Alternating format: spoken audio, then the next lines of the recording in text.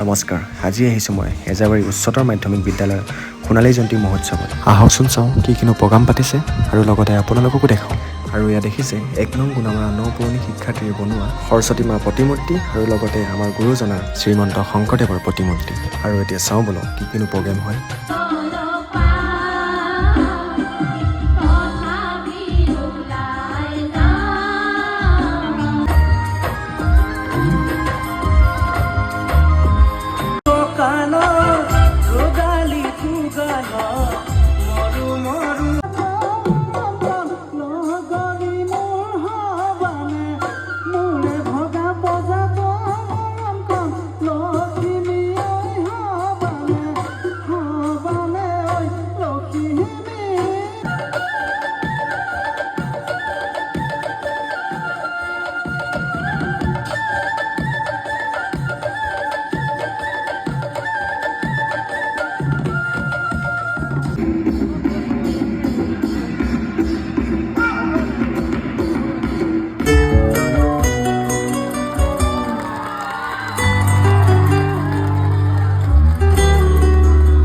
শেষত এটাই ক'ম, জয় জুবিন দা, জুবিন দা সদায় অমৰ হওক।